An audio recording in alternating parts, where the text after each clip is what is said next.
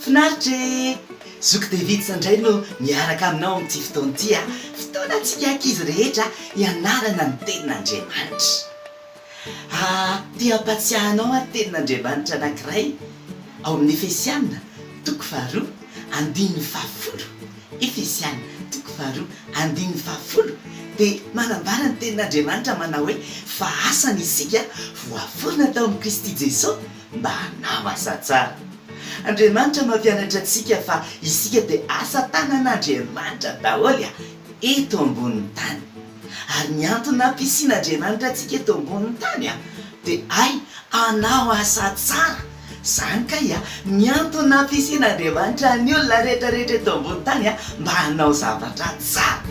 Dia tena tian'Andriamanitra tsika mba hiverina amin'ny laoniny amin'ny antony nanamboaran'Andriamanitra antsika. Fa mahafinaritra be mantsy raha samy manao zavatra tsara daholo tsika rehetrarehetra satria Andriamanitra dia tia hatonga antsika tsiraray avy ho amin'izany hoe manao asa tsara izany.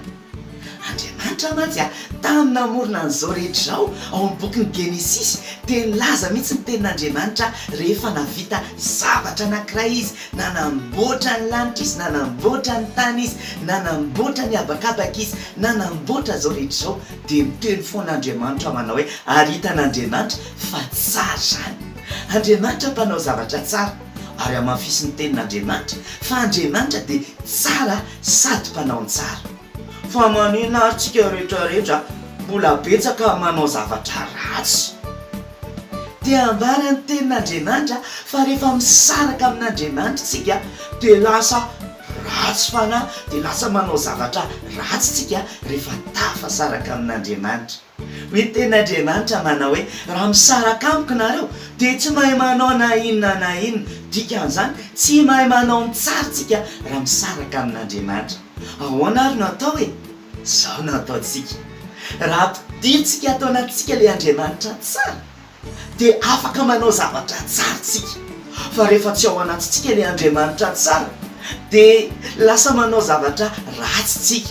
Hoy ny tenin'Andriamanitra hoe ny tsara dia tsy mahay mamoaka zavatra ratsy ary ny ratsy dia tsy mahay mamoaka zavatra tsara. Ny voaloboka tsy afaka mamoaka paoma ary ny paoma tsy afaka mamoaka paiso fa izay ao anatiny ihany no mivoaka ity ivelany. Raha tia hanao zavatra tsara ary tsika, raha tia hiverina amin'ny laoniny ary tsika, andao ampidirinao anatintsika Andriamanitra Jesosy Kristy dia afaka manao zavatra tsara tsika.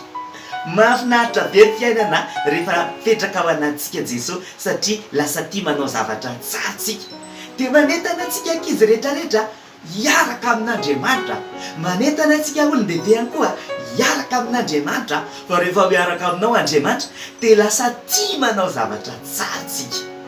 Mino fa azontsika indray ny tenin'Andriamanitra izay zaraina antsika androany. Ilay Andriamanitra tsara sady mpanao ny tsara dia nanamboatra antsika olombelona ho tsara. Ny antony nampiasian'Andriamanitra antsika eto ambony tany dia mba hanao zavatra tsara. Tsy afaka hanao zavatra tsara tsika raha tsy ao anatintsika Andriamanitra. Mety tsara araka ny eritreretintsika fa araka n'Andriamanitra dia mbola tsy ho ilay tena tsara. Fa rehefa ao anatinao Andriamanitra dia izay ilay tena tsara indrindra amin'ny fiainanao. Tahian'Andriamanitra daholo mino fanafinaritra antsika. Ny fampianarana androany dia amanaraka andray. Tahiany Jesosy daholo.